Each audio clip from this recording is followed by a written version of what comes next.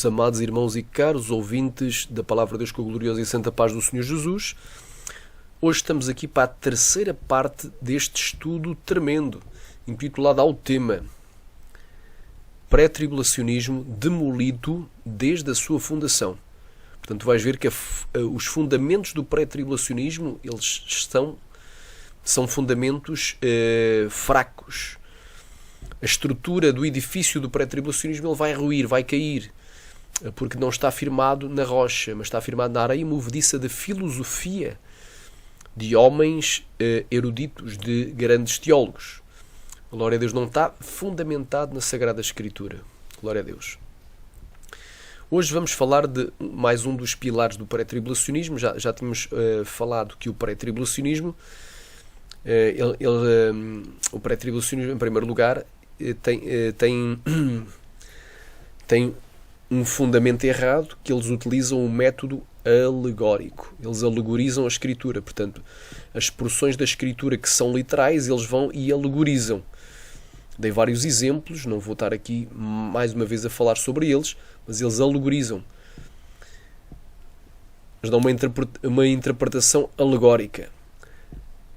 Uma interpretação figurada ou figurativa ou simbólica para algo que é literal. Segundo, o pré-tribulacionismo, eles fazem a exegese no lugar de fazer exegese, ou seja, eles inserem as suas ideias pré-concebidas dentro da Sagrada Escritura no lugar de extraírem da Escritura aquilo que a Escritura quer falar.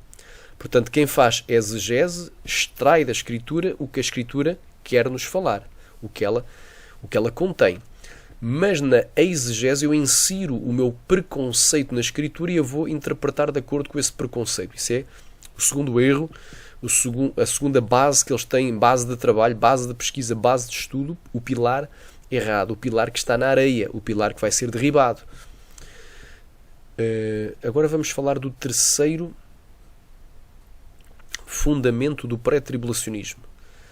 Vamos falar num terceiro fundamento. Eles não interpretam a Escritura pela Escritura. Portanto, em terceiro lugar, vamos falar, porque estamos a falar pré-tribulacionismo demolido desde a sua fundação, então desde os seus fundamentos, desde as suas bases, os seus pilares. Então, em terceiro lugar, o pré-tribulacionista ele não interpreta a Escritura pela Escritura, mas interpretam a palavra de Deus por fontes exteriores à Escritura, como, por exemplo, de acordo com a teologia humana do seu dogma pré-tribulacional, que surgiu com John Nelson Darby em 1830 e também por Scofield, que editou a sua Bíblia em 1909, contendo as notas de rodapé de John Nelson Darby como se fossem grandes verdades e a verdadeira interpretação escatológica acerca do tempo do arrebatamento face à tribulação, e de outros grandes, entre aspas, teólogos, grandes nomes da teologia, doutores, pós-graduados, doutores em divindade, homens e mulheres com pós-doutoramento, portanto, vários teólogos. Citei apenas dois, um que foi o originador e outro que foi o grande propagador através da sua Bíblia de referência, chamada Bíblia Scofield. Glória a Deus. Agora, vamos então ver também que eles utilizam não a própria Bíblia para interpretar a Bíblia, mas a cultura judaica. Vêm com conceitos da cultura, dos usos, dos costumes, das tradições judaicas. E também utilizam a psicologia da autoestima. Aquela psicologia para a pessoa ficar animada, para crer nela, confia em ti, crê em ti, tem fé na tua fé, andarai, takam, managashai, tens que te estimar a ti mesmo, tens de ter autoestima. Então eles utilizam um pouco disso, dando palavras agradáveis aos nossos ouvidos. Triunfalismo. Ou seja, que o crente não pode passar derrota nenhuma, fracasso algum, sobre o ponto de vista físico, literal, material. Então o crente não pode ficar doente, o crente não pode ficar desempregado, o crente não pode passar por uma luta, por uma tribulação, por uma aflição, não pode ser preso, não pode ser açoitado, não pode ser perseguido, não pode ser martirizado, não pode sofrer tortura nem morte pelo Evangelho. Então, É o evangelho triunfalista que é pregado. Então, com base nesse triunfalismo, vai dar tudo certo, como diz o corinho, vai dar tudo certo, não vai estar tudo certo. Então, ser crente é ser rico, ser famoso e bem-sucedido. Né? Ser crente é não passar prova alguma, porque se tu estás desempregado, se tu não tens uma bênção material para contar, ou financeira, se tu estás doente, Ramasheri canta Lamastéria, ou Ramandaga, estás passando por algum tipo de luta, de problema, Ripa Lamastéria, então tu tens falta de fé, ou estás debaixo de maldição, glória a Deus, ou estás oprimido por Satanás, ou estás endemoniado, e outros conceitos triunfalistas. Não declaraste a palavra da fé, então é o evangelho triunfalista. Partindo desse pressuposto, se o crente ele triunfa em tudo, nunca vai ter um problema, nunca vai ter uma aflição, nunca vai ter uma angústia, nunca vai ficar desempregado, nunca vai passar fome, nunca vai passar frio, nudez, espada, nunca vai ser perseguido, preso, torturado, martirizado, morto pelo evangelho. Então, partindo deste pressuposto, eles interpretam a Bíblia de acordo com conceitos triunfalistas, conceitos também da psicologia da autoestima, dando palavras agradáveis. O que é mais agradável ouvir? A igreja vai passar pela tribulação ou a igreja não vai passar pela tribulação? É mais agradável ouvir que a igreja não vai passar pela tribulação. Quem gosta de passar? Quem daqui é masoquista? Quem gosta de sofrer? Ninguém. Ninguém quer passar pela grande tribulação. Eu também não quero. Se dependesse de mim, a igreja não passaria. O problema é que não depende de mim. Amém? E o problema é que o meu amor pela verdade é superior ao meu amor próprio. Por isso é que eu estou a dizer a verdade, que a igreja realmente ela vai passar pela tribulação. Não, eu não creio que ela passe a 70ª semana inteira, que é a 70ª semana de Daniel, aqueles 7 anos. Nem creio que ela vai passar 3 anos e meio. Creio que vai passar dias, não sabe quantos. Sabe-se que a grande tribulação, biblicamente, ela começa a meio da 70ª semana de Daniel. Os primeiros dias são dias de tribulação, mas não se pode ser chamado de grande tribulação. Porque o próprio Jesus designou eles, mas todas estas coisas são o princípio das dores. Então primeiro vem o princípio das dores e depois vem as dores finais do parto, que é a grande tribulação, até que Jesus nasça. Ou seja, que o menino nasça, que Jesus venha e arrebate a igreja. Bem claro. Então, vamos aqui ler algumas porções da Escritura. Atos, capítulo 17, versículo 11, diz assim: Ora, estes foram mais nobres do que os que estavam em Tessalónica, porque de bom grado receberam a palavra, examinando cada dia nas Escrituras se estas coisas eram assim. Quer dizer, não importava quem é que estava a pregar lá em Tessalónica. É o apóstolo Paulo que vem pregar. Hoje é o Paulo, amanhã é Pedro, depois da manhã é João, o apóstolo João, é o apóstolo Tiago, é Judas, o Tadeu, é Bartolomeu, é Filipe. Não importa quem vai pregar. Eles andaram com Jesus, eles viram Jesus, comeram com Jesus, não é? Habitaram com Jesus, e viram os milagres de Jesus. Não importa quem vai pregar. Eles analisavam todos os dias nas Escrituras, não analisavam fora das Escrituras, era dentro das Escrituras a ver se era assim. Se aquilo estava a ser pregado, é assim. O que é que estão pregando para nós? Estão pregando para nós que a igreja não vai passar pela grande tribulação. Então vamos para as Escrituras a ver se ela vai ou não vai. A Escritura é que vai definir, não é o que diz o pastor. Ele sempre pregou a mesma coisa, mas sempre me ensinaram isso desde o início da fé. Então, e se sempre estiveram errados? E se sempre estiveram errados, tu nunca colocaste isso em questão, pode ser que eles sempre estiveram errados e nunca se aperceberam disso. Então, bem clara aqui a palavra. Atos 17, 11. Deus elogia, o apóstolo Paulo elogia os cristãos de Tessalónica, que eram mais nobres. Elogia os crentes de Bereia, assim é que é. Eles eram mais nobres, ou seja, eles eram mais sábios do que aqueles que estavam em Tessalónica. Portanto, assim é que é. Eu peço perdão se eu aqui troquei os nomes. Portanto, quem era mais nobres não eram os crentes de Tessalónica, mas os crentes de Bereia. Havia 2 cidades. Aleluia, glória. Então, os crentes de Bereia eram mais nobres do que aqueles que estavam em Tessalónica. Hoje é a cidade de Salónica, na Grécia. Porquê? Porque de bom grado receberam a palavra. Ou seja, eles recebiam a palavra.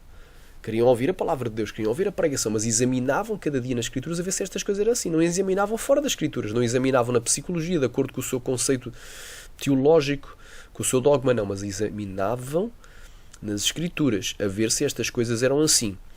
E agora diz aqui, ou seja, eles examinavam nas Escrituras. Pegavam nas Escrituras e liam as Escrituras, examinavam-se o que estava a ser pregado, era assim. Então hoje nos dizem que a Igreja não vai passar pela grande tribulação, que a Igreja não pode passar pela grande tribulação, e quem ensinar o contrário é herege. É falso mestre ou falso profeta, é o que é ensinado. Será que isso é o que está na Sagrada Escritura? Eu creio que não.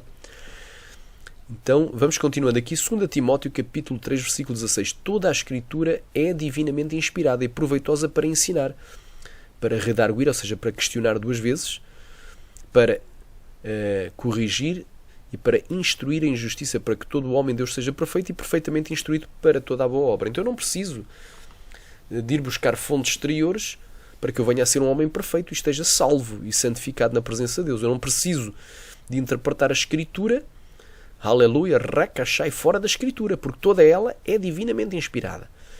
Mas os livros de teologia não são divinamente inspirados. Podem até ter alguma utilidade, ter algum estudo, mas eles em si não são. O que é divinamente inspirado é a Escritura.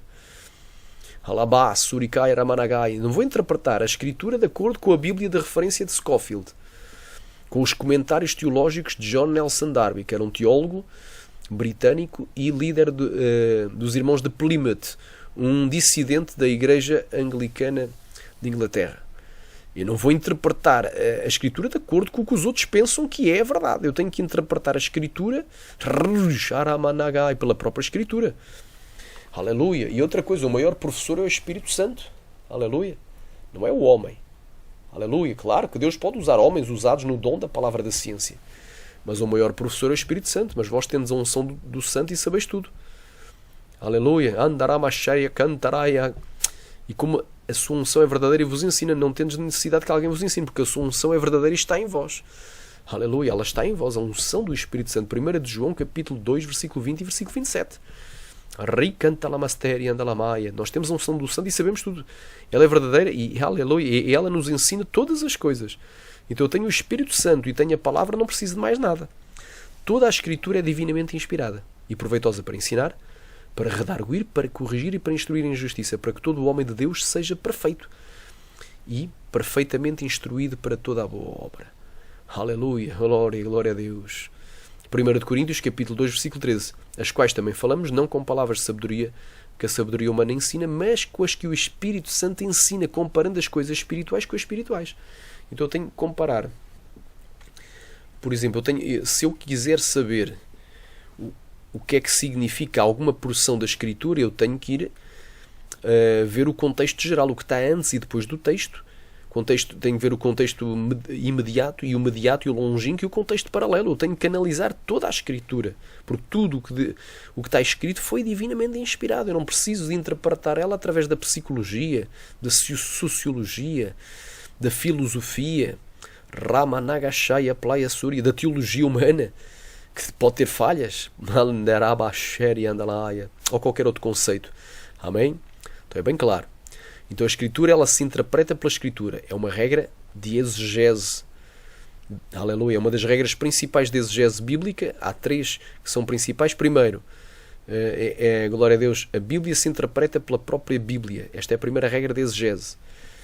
Glória a Deus. Aleluia. A Bíblia se interpreta pela própria Bíblia. Ela não se interpreta de acordo com o conceito que cada um tem. De acordo com o conceito da cultura judaica, psicologia da autoestima, triunfalismo e muitas outras coisas, filosofias vãs, nada disso. Glória a Deus. Então este é o ponto que eu gostaria de frisar. Agora vamos continuar aqui no nosso estudo. Glória a Deus.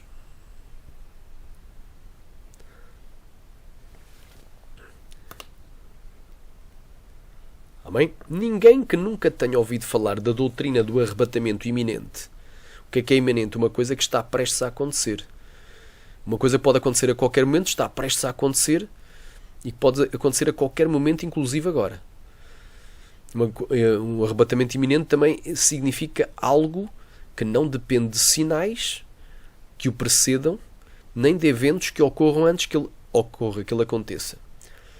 Então não tem sinais anteriores, nem sequer tem eventos, aleluia, anteriores a ele. Portanto, não depende nem de sinais, nem de eventos.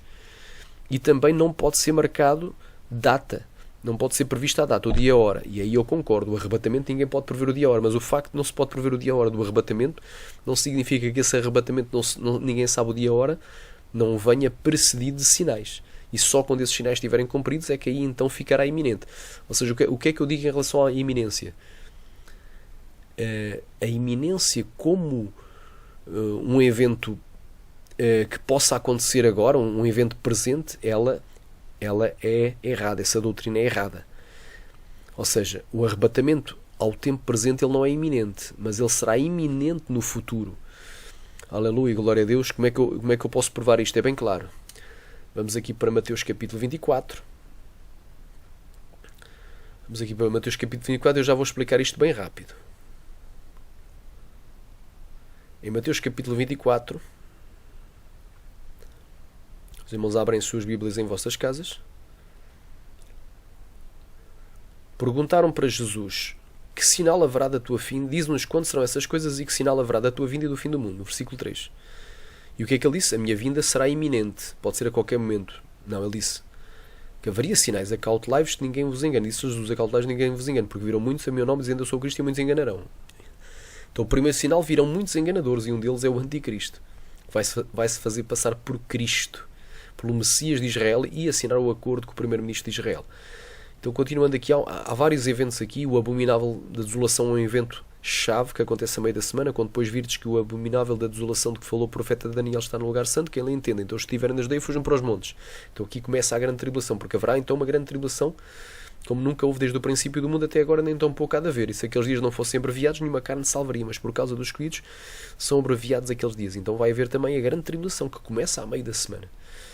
Contra os escolhidos, que no Novo Testamento são sempre os cristãos. Uma palavra surge 23 vezes no Novo Testamento, vem do grego eklektos, é uma palavra grega eklektos, que é traduzida por escolhido ou escolhidos, eleito ou eleitos, e se refere uma vez aos anjos eleitos de Deus, 3 vezes a Jesus, o eleito do Pai, e as demais 19 vezes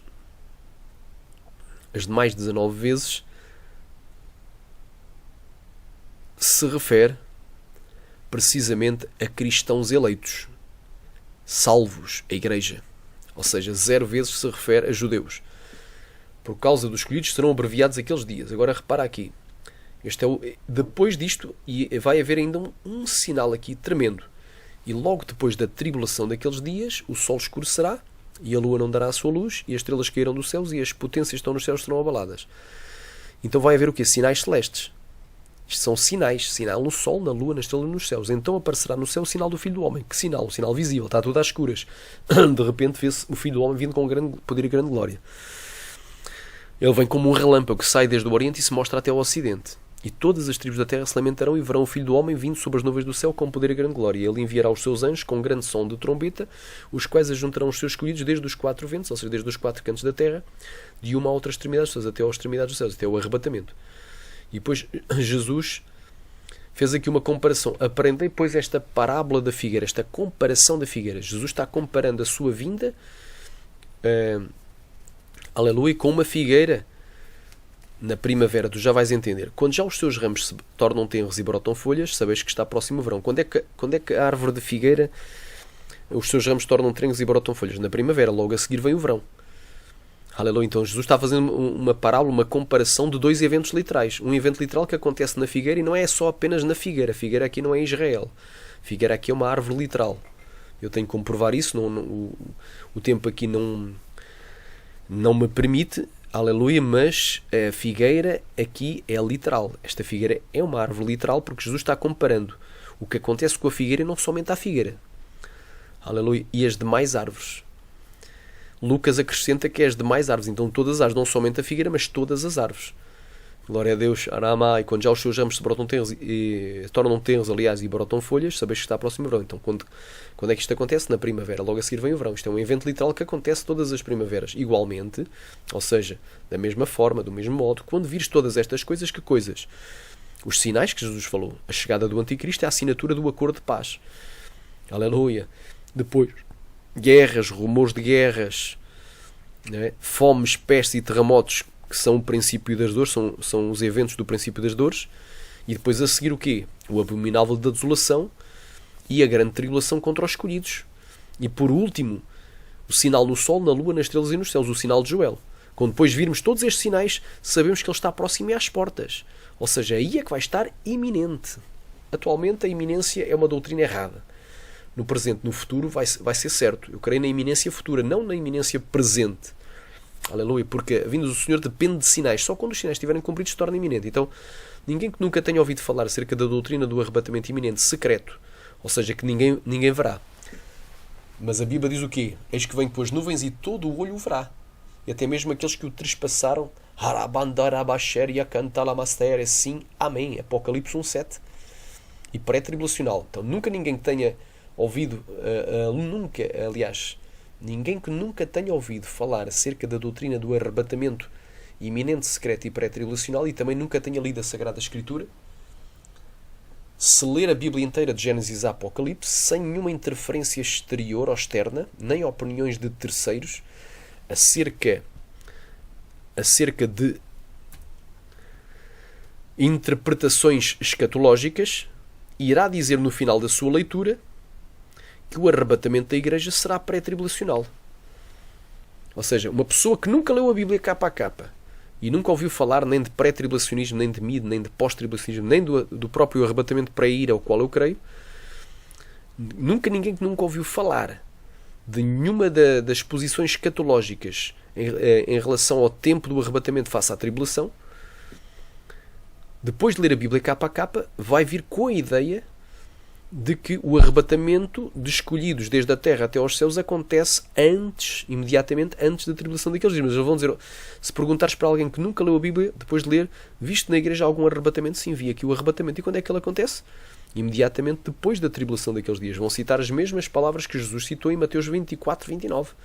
Então quem lê capa a capa não vem com esta ideia. É impossível surgir com esta ideia que o arrebatamento é iminente ao presente, ou seja, não depende de sinais, secreto, que ninguém verá, e pré-tribulacional, ou seja, que ninguém verá a vinda dele para arrebatar a igreja. A vinda vai ser visível.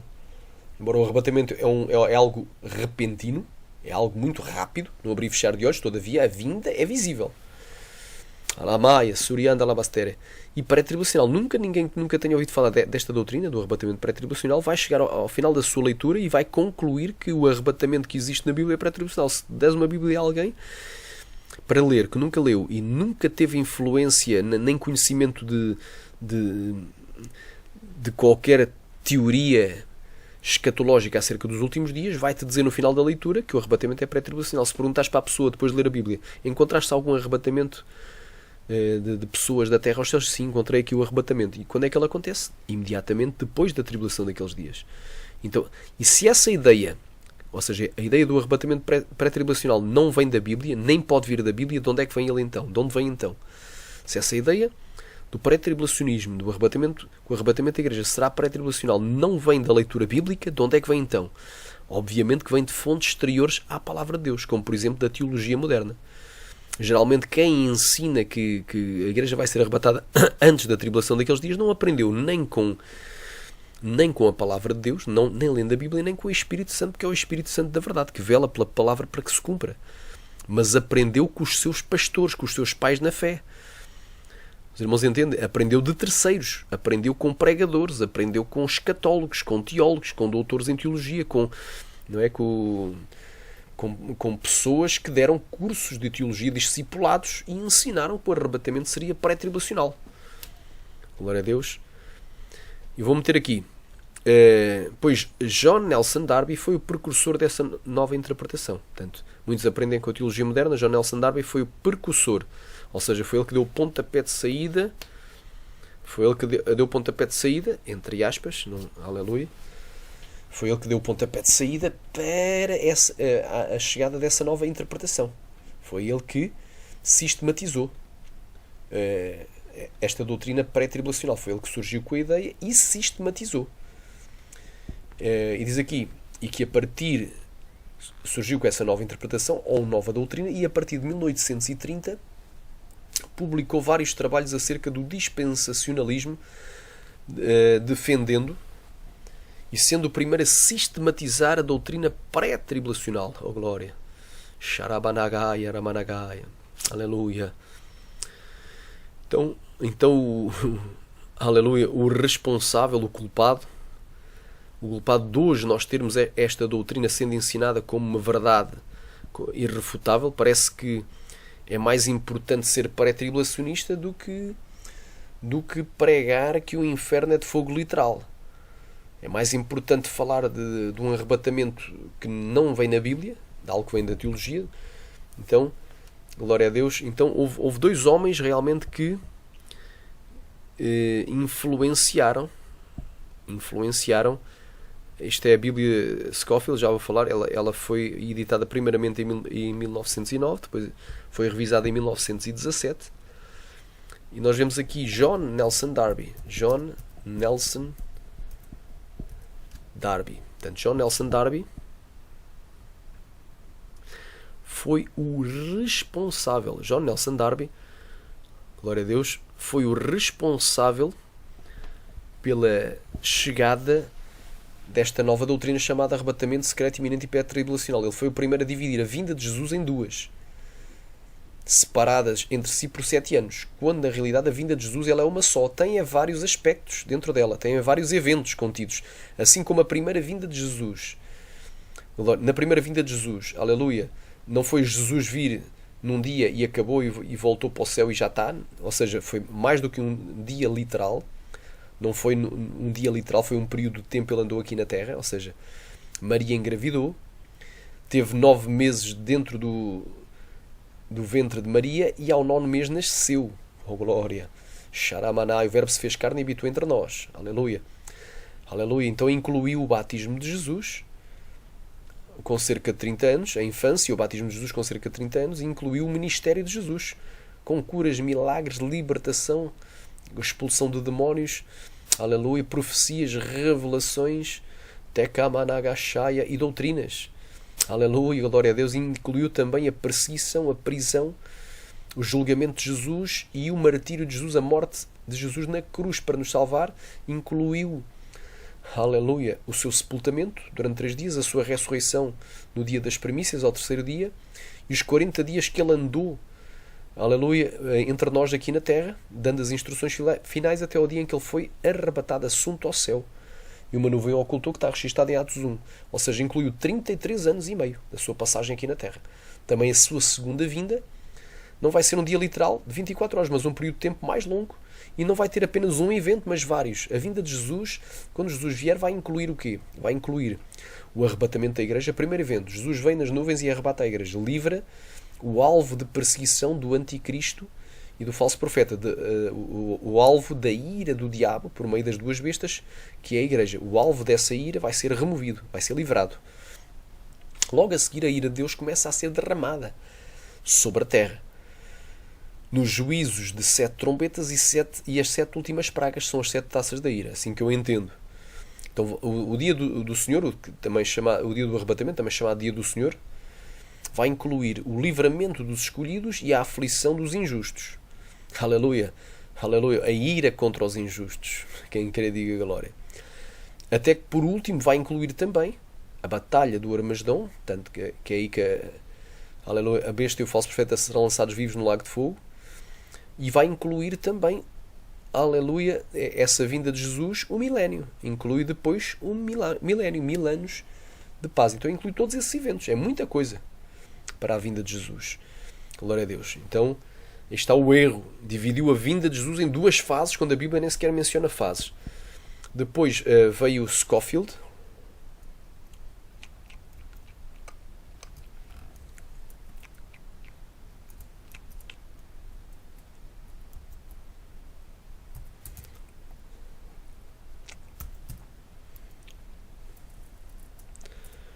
Um homem chamado Scott.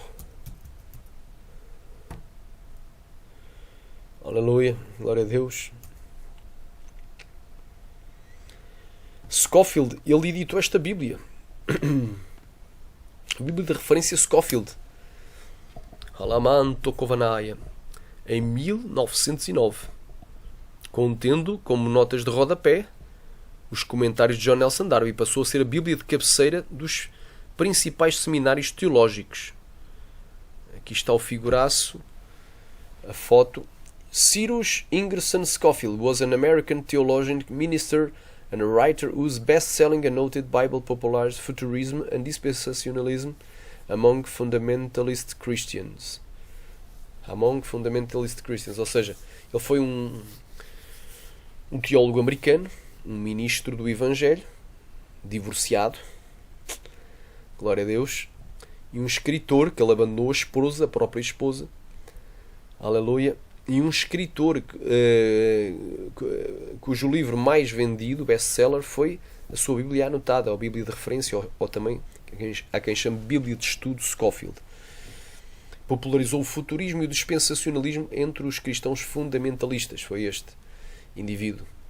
Então, aqui está. E a partir de 1909, esta Bíblia foi muito amplamente difundida e aceitada porque os sionistas estavam por trás de Scofield e ajudaram ele a propagar esta Bíblia entre os cristãos. Glória a Deus. Então, essa é que é a origem do pré-tribulacionismo. Ou seja, ele surgiu com John Nelson Darby em 1830.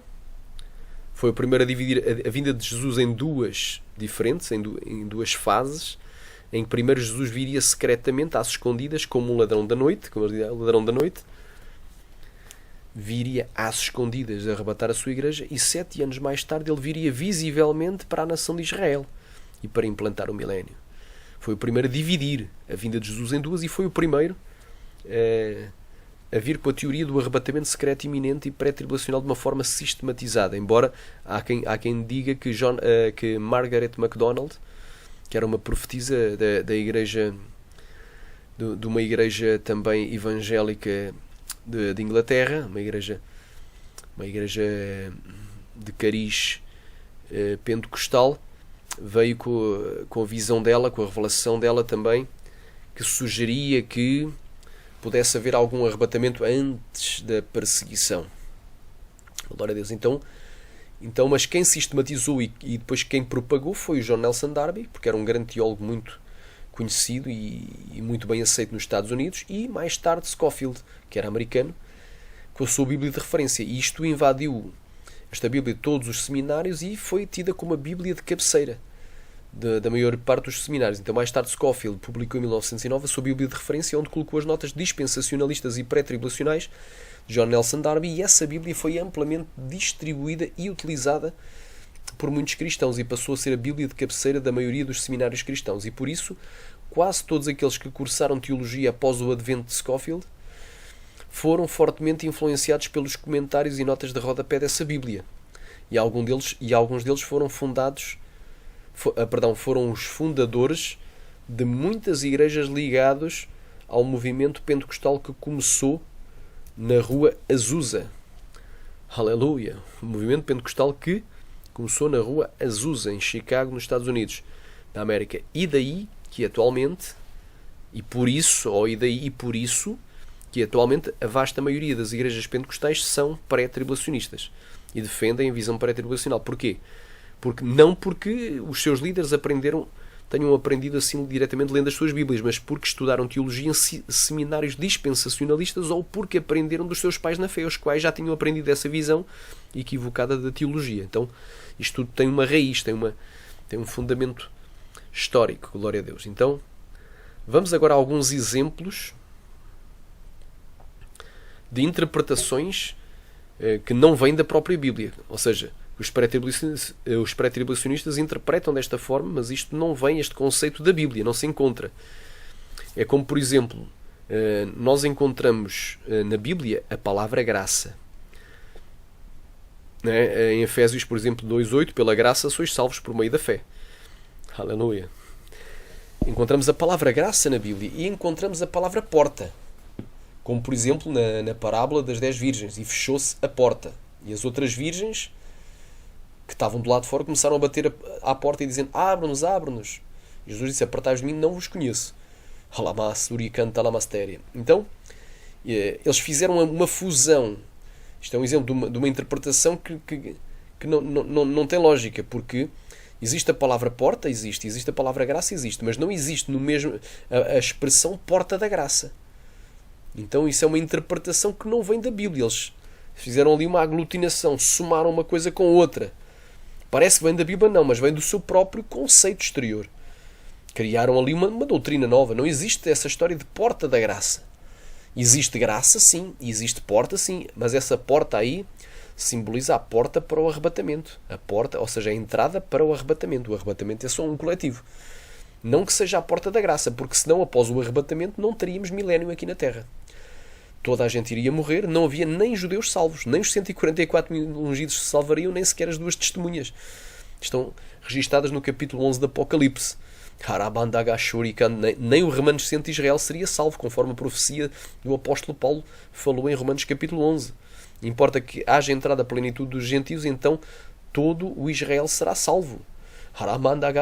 E a profecia de Zacarias: farei extirpar a terça parte, aliás, 2/3 da terra. 2/3 dos israelitas vão morrer durante o governo do anticristo. Alabasturi cantarai, mas 1/3 vai ser salvo, porém vai passar uma prova de fogo. Então não haveria salvação após o arrebatamento, nem de israelitas, muito menos de gentios. Quando a Bíblia nos fala em Zacarias que de ano a ano a nação que não subir para celebrar a festa dos tabernáculos será amaldiçoada. Isto já é no milénio. Celebração comemorativa pela vitória de Cristo, ou glória. Então nós vemos aqui que são interpretações exteriores à Escritura, porque a salvação sempre foi pela graça, nunca pela lei. Mesmo no tempo da lei a salvação era pela graça, é pela fé alcançar, pela fé. Pela fé. Vai aos heróis da fé. Tu vais ter lá Moisés e demais heróis do tempo da lei de Moisés. Eles não foram salvos pela lei de Moisés, porque a lei era apenas um aio, era uma muleta, era apenas um auxiliar. Eles foram salvos pela fé naquele que havia de vir, pela graça de Cristo. Aleluia. Então, é sempre pela graça. Noé achou graça aos olhos de Deus. Então sempre a salvação foi pela graça, mesmo no tempo da lei, sempre pela graça. E após o arrebatamento continuará a ser pela graça. Se houver salvação, e eu creio que sim, porque vai haver habitantes no milénio, e Israel vai ser a cabeça das nações, aqui na Terra. Então, eu creio que eles vão ser salvos pela graça. Então, a porta da graça, pelos vistos, ela não se fecha, porque a graça é para a salvação. Agora, tu podes dizer que a porta do arrebatamento vai se fechar. O arrebatamento é um só. Não há dois, não há três. O arrebatamento coletivo de santos em corpos de glória, não estou a falar de arrebatamento individual, nem do arrebatamento das duas testemunhas, que vai vir depois. Mas o arrebatamento coletivo é só um. Então eles fazem uma interpretação que não vem da própria Bíblia. Parece que é bíblico. Tem uma aparência de Bíblia. Mas está na Bíblia graça. E está na Bíblia porta. Está, mas não está a expressão porta da graça. Playa Surya Cantaramanaya. Rova Lamanagaya Managachéria. Por exemplo, Ramanagashuri Cantaramanagaya. Podia dar outro exemplo, mas vamos dar aqui os exemplos que estão aqui. Amém? Que eu coloquei aqui, creio que são 2. Exemplos de interpretações advindas não da Bíblia, mas de fontes exteriores à palavra de Deus. O primeiro exemplo que eu vou dar, eles dizem que a Igreja será arrebatada antes dos 7 anos da grande tribulação, porque segundo a tradição judaica, segundo o costume judaico, ou costume judeu, e segundo a cultura judaica, as bodas de um casamento judaico duravam 7 dias, que eles dizem corresponder aos 7 anos. Então eles baseados nessa ideia que, não é, da tradição judaica, que as bodas de um casamento judaico duravam 7 dias, então a noiva vai ter que estar recolhida, vai ter que estar a celebrar uma grande festa lá no céu durante 7 anos. Então a Igreja não pode estar aqui nos 7 anos que eles chamam de grande tribulação, ou seja, a Igreja não pode fazer parte da 70ª semana de Daniel, não pode estar aqui por nenhum dia, nenhum período da 70ª semana de Daniel. Agora, em que é que eles se baseiam? Baseiam-se na cultura judaica, não se baseiam na Bíblia. Se tu leres a Bíblia, tu não vais jamais encontrar a ideia que a Igreja é arrebatada e que fica no céu durante 7 anos. Aleluia! Celebrando as bodas do Cordeiro. A Bíblia fala de bodas do Cordeiro, mas não fala de 7 anos de bodas do Cordeiro. Então isto é uma interpretação equivocada e que vem de fontes advindas não da palavra de Deus. Eles não interpretaram a Bíblia pela Bíblia, mas fontes exteriores à palavra de Deus. Não vais encontrar na Bíblia que as bodas do Cordeiro vão durar 7 anos. E que a Igreja é arrebatada antes dos 7 anos da grande tribulação. Nem vais encontrar na Bíblia sequer que a grande tribulação vai durar 7 anos. Isso é outra interpretação equivocada, mas os 7 anos são a 70ª semana de Daniel. A grande tribulação só vai começar quando o abominável da desolação, quando o anticristo A grande tribulação ela só vai começar quando o anticristo violar o acordo que 3 anos e meio fez com Israel. Aí é que começa a grande tribulação. Haverá então uma grande tribulação como nunca houve. É só quando o abominável da desolação, quando depois vires que o abominável da desolação está no lugar santo. Aí é que porque haverá então uma grande tribulação. A grande tribulação só começa porque o anticristo viola o acordo. Então a grande tribulação não vão ser 7 anos, nem sequer os 3 anos e meio. Mas ela vai ser um período que começa a meio da 70ª semana dele e vai durar dias. Porque se aqueles dias não fossem abreviados, ou seja, encurtados, diminuídos, nenhuma carne salvaria. Mas por causa dos escolhidos serão abreviados aqueles dias. Conforme está no verso 21 e 22. Então nós vemos aqui, são conceitos exteriores à Bíblia. Esta história que a igreja tem que estar no céu 7 anos, que as bodas do Cordeiro vão durar 7 anos, porque, segundo o costume judaico, que não tem nada a ver com a Bíblia, é uma coisa do judeu, segundo o costume judaico, as bodas de um casamento judaico duram 7 dias. Então a igreja vai ter que estar no céu 7 anos, celebrando as bodas do Cordeiro. Então não pode participar aqui da 70ª semana de Daniel, nem passar pelos dias da grande tribulação. Então é um conceito exterior à palavra. Aleluia, tu não encontras na palavra, não é lendo a palavra. E então isto está errado. Agora vamos aqui a Mateus capítulo 15. Aleluia, porque eles dizem que isto é baseado na tradição, não é? Onde é que aprenderam? Não foi na Bíblia. Segundo a tradição judaica, não é? As bodas de um casamento judeu demoram 7 dias. Então a noiva vai ser arrebatada antes dos 7 anos. Eles fazem essa conjetura. Mas olha o que... Aleluia, aleluia, glória a Deus. Jesus dizia: errais não conhecendo as Escrituras nem o poder de Deus. Ele não dizia errais não conhecendo a cultura judaica. Errais não conhecendo as Escrituras nem o poder de Deus. Glória a Deus, aleluia, andaramasteria. Glória seja dada a Deus.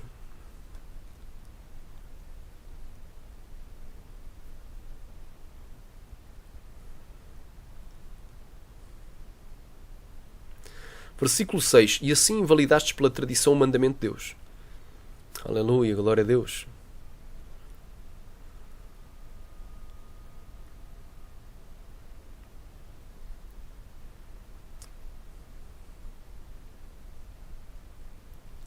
Amém?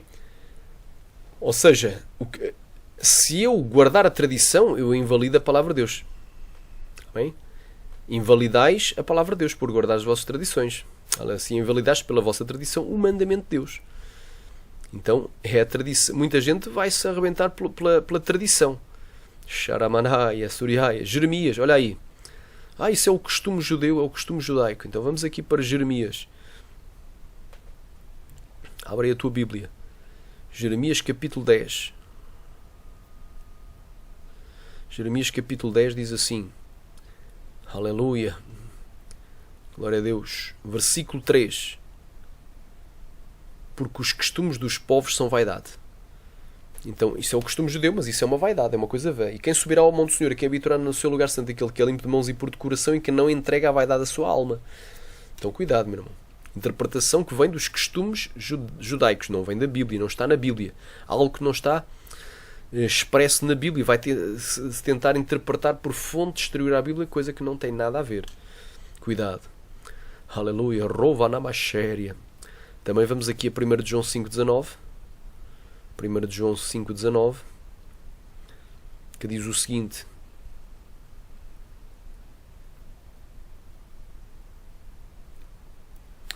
porque, aleluia, sabemos que somos de Deus e todo o mundo está no maligno. O mundo jaz no maligno. Então as culturas do mundo, elas jazem no maligno. A cultura perfeita era a cultura de Adão e Eva antes do pecado, mas quando o pecado entrou, todas as culturas foram influenciadas pelo pecado de Adão e Eva. Então não há cultura santa. A cultura santa que há é na restauração que há em Cristo, pela graça por meio da fé em Cristo. Aí nós somos uma cultura santa, o cristão. Mas as demais nações todos têm elementos culturais corrompidos pelo pecado. Então nós não nos podemos inspirar na cultura judaica, para interpretarmos a Escritura. Porque se fôssemos inspirar na cultura judaica, então voltaríamos a guardar a lei de Moisés, os tais, glória a Deus, 613 mandamentos, que ninguém consegue guardar nem nunca conseguiu guardar plenamente, E a Bíblia diz, descaídos tais da graça, caídos tais da graça, vós os que vos justificais pela lei. Então estaríamos caídos da graça, perderíamos a salvação. Muita gente quer interpretar a Bíblia pelo costume judaico, achando que o povo judeu, há quem diga, o povo judeu é o povo escolhido. Tá bom. O povo judeu é o povo escolhido. Eu te digo uma coisa, se um judeu morrer agora vai para o inferno. Mas é o povo escolhido. Irmão, povo escolhido na graça, em Cristo não há judeu nem há gentio. Porque de ambos os povos Deus fez um. Tem é que estar em Cristo. Ele é judeu. Se ele está em Cristo, está salvo. Se ele está sem Cristo, está condenado. Quem nasce judeu tem que morrer cristão. Quem nasce gentio tem que morrer cristão. Então, o judeu tem que largar o costume judaico e se converter ao cristianismo verdadeiro, bíblico. E o gentio tem que deixar o paganismo e se converter ao cristianismo bíblico. Ambos têm que nascer de novo. Ambos são um novo homem. Aleluia. Em Cristo Jesus. De ambos os povos Deus fez um. Derribando, então não existe judeu nem gentio. Eu tenho que me inspirar no Espírito Santo para interpretar, porque ele é o meu professor. Inspirar e comparar a Bíblia com a Bíblia. Interpretar a Bíblia pela Bíblia, não por fontes exteriores. Então é bem claro. Glória a Deus. Estamos aqui a desmanchar este mito que a Igreja será arrebatada antes dos 7 anos, que eles chamam de grande tribulação equivocadamente, porque segundo a tradição judaica, a cultura, o costume judaico, as bodas de um casamento judaico duram 7 dias. Então, por isso, eles dizem corresponder aos 7 anos. Por isso, a Igreja não pode estar aqui durante os 7 anos. A Igreja não pode participar da 70ª semana de Daniel. Capítulo 9, versículo 27. Então, isto é um argumento furado. É um tiro no pé. B. Usam argumentos agradáveis aos ouvidos de quem ouve, porém sem nenhuma fundamentação bíblica nem histórica, como este de que, aleluia, com isto aqui vamos encerrar esta parte, Jesus não iria espancar a sua noiva antes do casamento para depois casar com ela toda machucada, ferida e sangrando. Vou repetir o argumento, que eles dizem assim, Jesus não iria espancar a sua noiva antes do casamento para depois casar com ela toda machucada, ferida e sangrando. É o que eles dizem. Irmão, isto é um argumento. E agora pergunto, Jesus não é o noivo? E ele não foi espancado e ferido pelas nossas transgressões e moído pelas nossas iniquidades? Aleluia, glória a Deus. Está lá em Isaías 53. É a pergunta que fica. Porque se Jesus não iria espancar a sua noiva, ele é o noivo, então porquê é que ele foi espancado? E espancado pelos nossos pecados. Porque éramos nós que devíamos ser espancados na cruz. Éramos nós que devíamos morrer pelo pecado. Porque a alma que pecar, essa morrerá. Ezequiel 18:20. Os filhos não se farão morrer pelos pais, nem os pais pelos filhos, mas cada um morrerá pelo seu próprio pecado. Aleluia. Deuteronômio, aleluia, 24:16. Aleluia, Saramanai, cada um dará conta de si mesmo a Deus. Então todos pecaram, destituídos foram da glória de Deus, então todos deveriam morrer.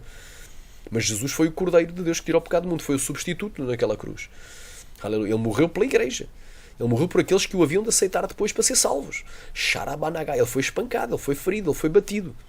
Ele sangrou, foi machucado, mãos e pés traspassados, aleluia, por pregos, 6 horas de agonia pendurado numa cruz, sangrando, e por último, aleluia, expirou naquela cruz, morreu por nós, disse, Pai, a ti entrego o meu espírito, e ainda depois do morto, foi ferido com uma lança, por um centurião, oh glória, diz aqui, por um soldado romano, assim é que é, por um soldado romano, diz aqui, é o que eu pergunto. E os seus 12 apóstolos? Eles não eram os fundamentos da igreja? Não eram os pilares, as colunas? Pelo menos Pedro, Tiago e João eram os principais dos apóstolos. E os demais também eram os fundamentos, os 12 fundamentos da igreja. Eles não faziam parte da noiva? Eles não eram noiva? Eles não eram a igreja? Xarabandarabacaia. Então por que razão foram eles? 11 deles foram brutalmente ou barbaramente martirizados por causa da sua fé. Tiveram mortes bárbaras, terríveis. Foram torturados até à morte por causa da sua fé. E somente um deles escapou do martírio, mas passou por grande tribulação histórica, que foi o apóstolo João, que esteve preso na ilha de Patmos. Este não foi martirizado, não morreu de martírio, segundo reza a história, porém, passou por grande tribulação histórica. Por grandes aflições e angústias ele passou. E os cristãos, durante os primeiros séculos, eles não eram a noiva de Jesus? Então por que razão foram eles mortos em arenas por gladiadores, aleluia, glória a Deus, e devorados vivos por feras e leões? Eles eram noiva, porquê é que eles foram devorados? Por feras e por leões, e outras feras, por ursos,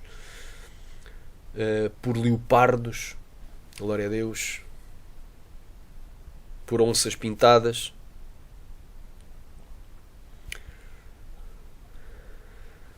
Aleluia. E os cristãos durante a Idade Média?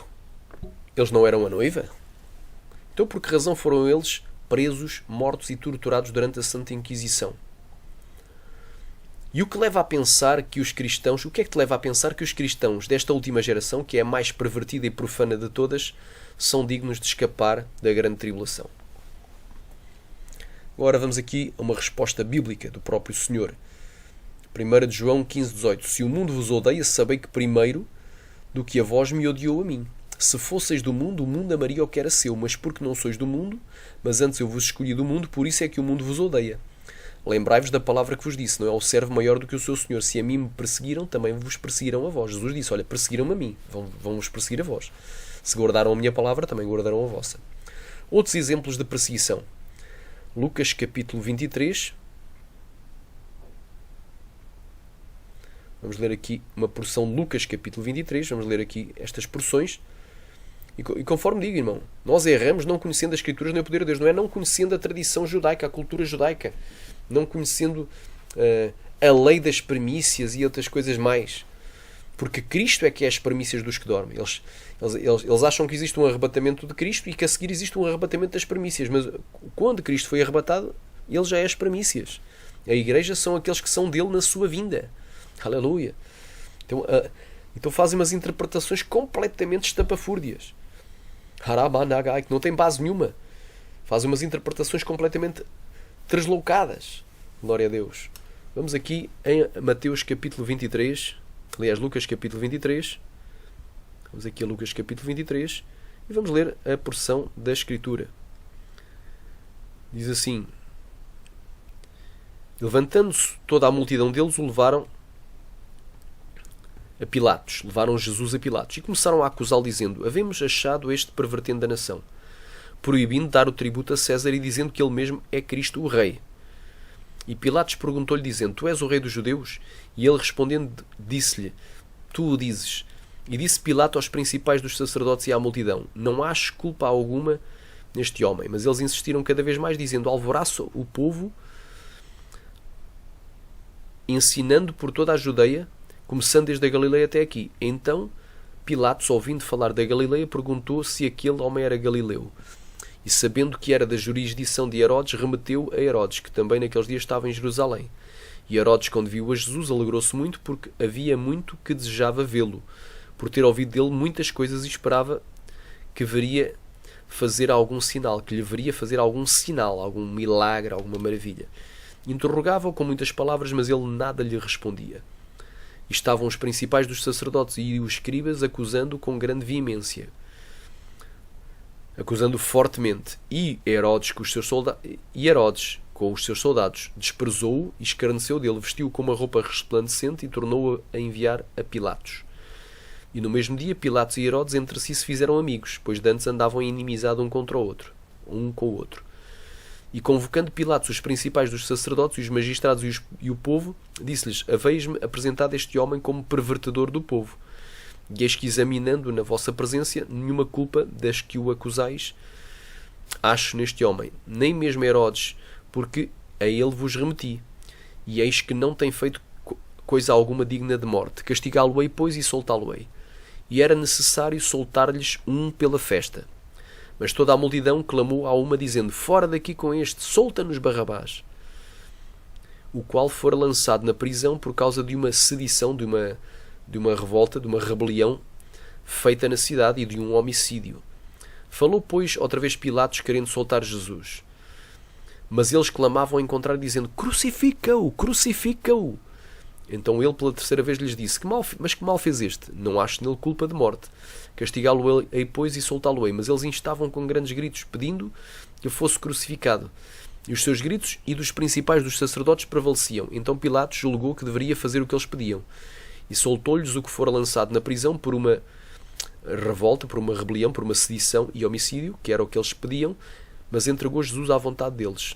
E quando o iam levando, tomaram certo Simão Cireneu, que vinha do campo, e puseram-lhe a cruz às costas, para que a levasse após Jesus. E seguiam uma grande multidão do povo e de mulheres, as quais batiam nos peitos e o lamentavam. Jesus, porém, voltando-se para elas, disse-lhe, filhas de Jerusalém, não choreis por mim, mas chorai antes por vós mesmas e por vossos filhos. Quer dizer que os filhos daquelas mulheres, os que se iriam a converter a Jesus, iriam passar por grandes aflições, pelas mesmas aflições. Muitos iriam ser martirizados, e isso aconteceu durante os primeiros séculos do cristianismo, mortos em arenas, não é? Pelos imperadores romanos e pelo próprio império, pelos soldados romanos, por gladiadores, por feras. Chorai antes por vós mesmos e por vós filhos, porque eis que hão de vir dias que dirão: bem-aventurados as estéreis e os ventres que não geraram e os peitos que não amamentaram. Que dias são estes? É os dias da grande tribulação. Porque aí Jesus falou também em Mateus capítulo 24: mas ai das grávidas e das que amamentarem naqueles dias, porque haverá então uma grande tribulação como nunca houve desde o princípio do mundo, então pouco há de haver. E se aqueles dias não fossem abreviados, nenhuma carne salvaria, mas por causa dos escolhidos serão abreviados aqueles dias. Então começaram a dizer aos montes: caí sobre nós, e aos outeiros: cobri-nos. Isto aqui já é na vinda de Jesus, quando Jesus vier com poder e grande glória. Os ímpios vão dizer: caí sobre nós, escondei-nos da ira do Cordeiro e daquele que está sentado à destra do trono de Deus, porque é vindo o grande dia da sua ira, quem poderá subsistir. Está lá em Apocalipse 6,17. Porque se ao madeiro verde fazem isto, que se fará ao seco. Ou seja, Jesus estava dizendo: olha que sabedoria. Eu sou um madeiro verde, ou seja, fazem isto que se fará ao seco. Tu já experimentaste fazer uma fogueira? O madeiro verde, se a madeira estiver verde, ela vai demorar mais tempo a queimar, a ser destruída. Vai ter mais resistência. Mas se tu pegares numa madeira já velha, seca, ela vai queimar mais rápido e se tornar em cinza, em carvão e depois em cinza. Então Jesus estava aqui fazendo esta comparação. Aleluia, e dizer: olha, se comigo fazem isto, que eu tenho resistência, o que não acontecerá com vocês, que não têm tanta resistência? Então Jesus prometeu que os cristãos realmente iriam passar por martírio, e também conduziram outros dois que eram malfeitores para com eles serem mortos. Glória a Deus. E quando chegaram ao lugar da caveira, ali o crucificaram, e os malfeitores um à direita e outro à esquerda. E dizia Jesus: Pai, perdoa-lhes, porque não sabem o que fazem. E repartindo as suas vestes lançaram sortes, e o povo estava olhando. E também os príncipes zombavam dele, dizendo: aos outros salvou, salve-se a si mesmo, se este é o Cristo, o escolhido de Deus. E também os soldados o escarneciam, chegando-se a ele e apresentando-lhe vinagre, dizendo: se tu és o rei dos judeus, salva-te a ti mesmo. E também por cima dele estava escrito um título em letras gregas, romanas e hebraicas: este é o rei dos judeus. E um dos malfeitores que estavam pendurados blasfemava dele, dizendo: se tu és o Cristo, salva-te a ti mesmo e a nós. Respondendo, porém, o outro repreendia-o, dizendo: tu nem ainda temos a Deus, estando na mesma condenação. E nós, na verdade, com justiça, porque recebemos o que os nossos feitos mereciam, o que as nossas obras mereciam, mas este nenhum mal fez. E disse a Jesus: Senhor, lembra-te de mim quando entrares no teu reino. E disse-lhe Jesus: em verdade te digo que hoje estarás comigo no paraíso. E era já quase a hora sexta, e houve trevas em toda a terra até a hora nona, escurecendo-se o sol. E rasgou-se ao meio o véu do templo. E clamando Jesus com grande voz, disse: Pai, nas tuas mãos entrego o meu espírito. E havendo dito isto, expirou. Aleluia, Ramaná. E o centurião, vendo o que tinha acontecido, deu glória, aleluia, a Deus, dizendo: na verdade este homem era justo. Então é bem claro, irmão, se fizeram aquilo com Jesus, que era o madeiro verde, o que se não fará ao seco, que somos nós? Aleluia, Ramanagashai. Mateus 10, também outra porção, Mateus 10, do 16 ao 42.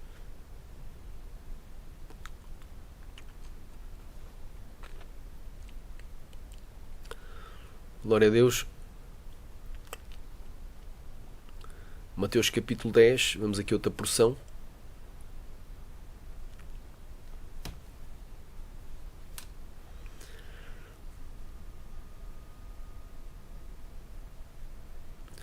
Eis que eu vos envio como ovelhas para o meio dos lobos, portanto sede prudentes como as serpentes e inofensivos como as pombas. Acautelai-vos, porém, dos homens, porque eles vos entregarão aos sinédrios e vos açoitarão nas suas sinagogas, e sereis conduzidos à presença dos governadores. Jesus estava falando para os seus discípulos, para a igreja. Não estava falando para os judeus, não disse eles, diz vós. Sereis conduzidos à presença dos governadores e dos reis, por causa de mim, para lhes servir de testemunha a eles e aos gentios. Quando vos entregarem, não vos dê cuidado como ou o que haveis de falar, porque naquela mesma hora vos será ministrado o que haveis de dizer. Porque não sois vós quem falará, mas o Espírito do vosso Pai é quem fala em vós. E o irmão entregará à morte o irmão, e o pai o filho, e os filhos se levantarão contra os pais e os matarão.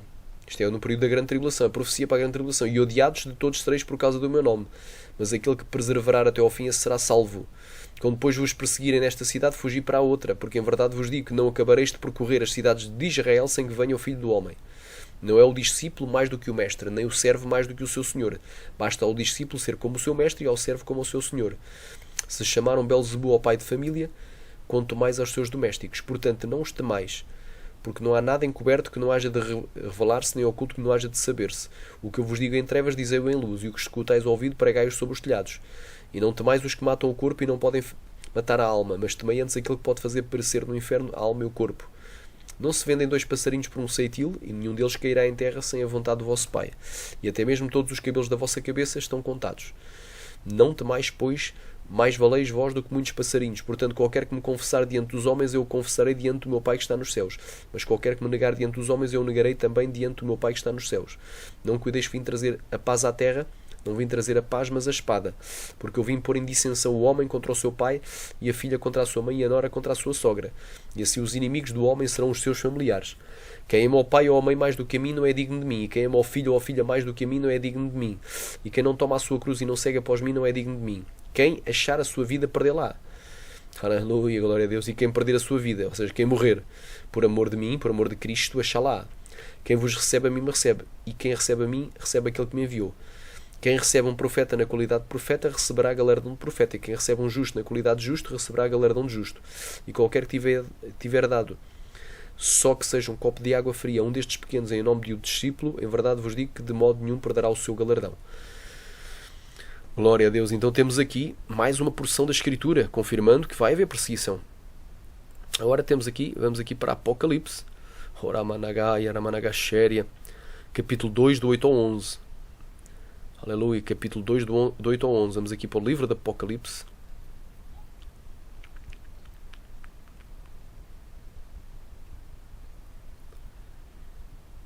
Diz assim a porção da palavra.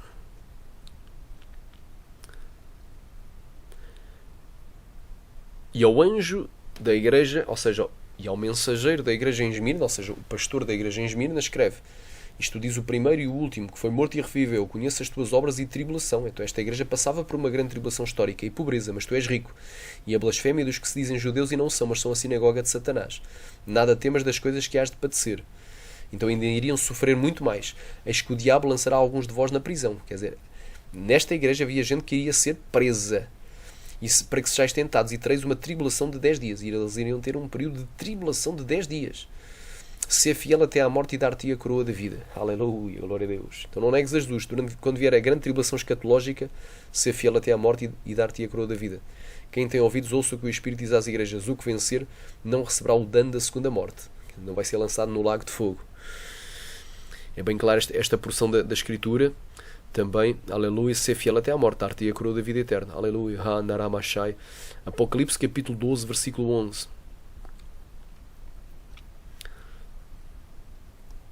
Apocalipse capítulo 12, versículo 11 diz assim: e eles o venceram. Venceram quem? Venceram o diabo, pelo sangue do Cordeiro e pela palavra do seu testemunho, e não amaram as suas vidas até à morte. Quer dizer, valorizaram mais a salvação do que a própria vida física. Aleluia, bem claro. Aleluia, glória seja dada a Deus. A seguir vamos para Apocalipse capítulo 3, versículo 11. Apocalipse capítulo 3, versículo 11. Eis que eu venho sem demora. Guarda o que tens para que ninguém tome a tua coroa. Glória a Deus, guarda o que tens. Salvação é mais importante do que a vida física. Glória a Deus, quem querer diga glória. Agora vamos para 1 Pedro capítulo 4, do 12 ao 18. 1 Pedro capítulo 4, do 12 ao 18. 1 Pedro capítulo 4, do 12 ao 18. Aleluia. 1 Pedro capítulo 4, do 12 ao 18. Quem tiver em casa, abra.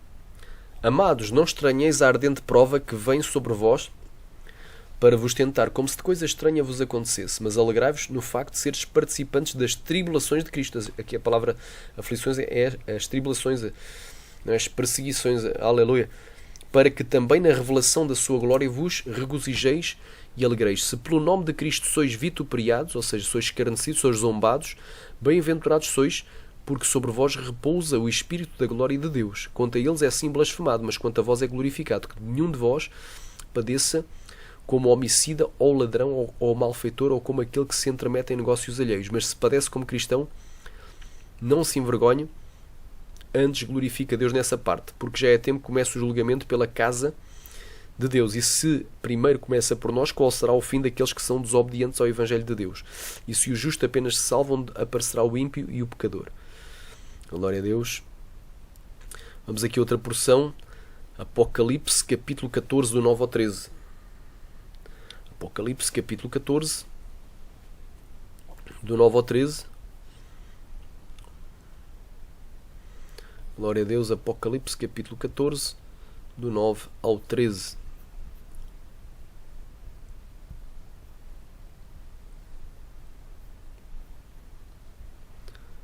Diz assim a palavra: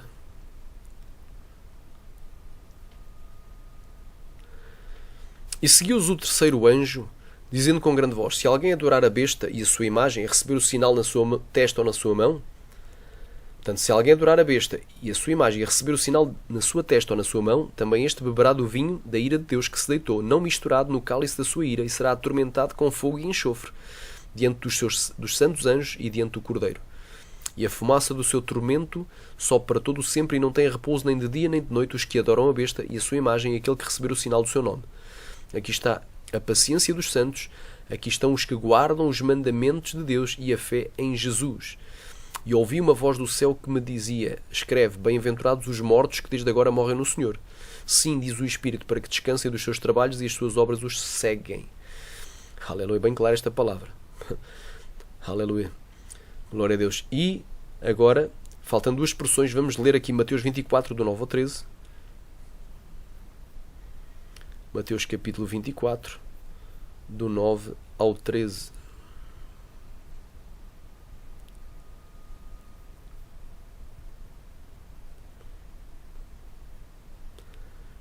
Diz assim a palavra: Então vos hão de entregares para seres atormentados. Esta frase, seres atormentados, vem do grego telipsis, que significa literalmente para a tribulação. Vos hão de entregar para a tribulação e matar-vos-ão, ou e vos matarão. E sereis odiados de todas as nações por causa do meu nome. Nesse tempo muitos serão escandalizados e trair-se-ão uns aos outros, e uns aos outros se odiarão. E surgirão muitos falsos profetas e enganarão muitos. E por se multiplicar a iniquidade, o amor de muitos esfriará. Mas aquele que perseverar até ao fim, ou seja, até o dia do Senhor, até ao dia da vinda de Jesus, aleluia, esse será salvo. Esta é a promessa. Agora vamos aqui a Romanos capítulo 5. Sharamanagaya, Suryandas Néria. Glória a Deus. Vamos para Romanos capítulo 5.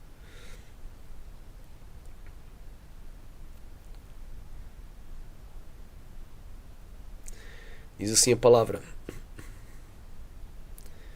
E não somente isto, versículo 3, mas também nos gloriamos nas tribulações. Ou seja, Paulo dava glória a Deus por ser atribulado, sabendo que a tribulação produz a paciência. E o que é que diz a Bíblia? É na paciência que possuirei as vossas almas. Quer dizer, até vais ser salvo pela tua paciência. Aleluia. Recanta. Aqui está a paciência e a fé dos santos. Bem-aventurados aqueles que desde agora morrem no Senhor. Aqueles que morrem, aleluia, salvos. Aleluia. Glória a Deus. Morrer é ganho. Viver é Cristo, morrer é lucro. E a paciência produz a experiência. A experiência é a esperança. E a esperança não traz confusão, porque o amor de Deus está derramado nos nossos corações pelo Espírito Santo que nos foi dado. Então, até que o Senhor falou, esta é a palavra, meu irmão. Oh, glória a Deus. Fica com esta mensagem, que a Bíblia ela não deve ser interpretada por fontes exteriores à Escritura, mas ela deve ser interpretada pela própria Bíblia. Infelizmente, a esmagadora maioria dos pré-tribulacionistas usa esse método de interpretação. Eles interpretam quando não têm argumentos na Bíblia, quando a Bíblia não fala algo, eles vão tentar buscar algo exterior à Bíblia para depois tentar que a Bíblia fale aquilo que a Bíblia não fala. Vão interpretar aquele texto de acordo com a sua tradição, de acordo com aquilo que aprenderam através de homens. Amém? Glória a Deus. Até que o Senhor falou, ficamos com a terceira parte. Interpreta a Bíblia pela Bíblia. A Escritura se interpreta pela Escritura, mas infelizmente os pré-tribulacionistas, o terceiro pilar aqui, está derrubado, porque eles não interpretam a Escritura pela Escritura, mas a interpretam por fontes exteriores à Escritura, como por exemplo, de acordo com a teologia humana, teologia de John Nelson Darby, de Scofield, de outros grandes teólogos, cultura judaica, psicologia, filosofia, etc. e tal. Que Deus nos abençoe em Cristo Jesus.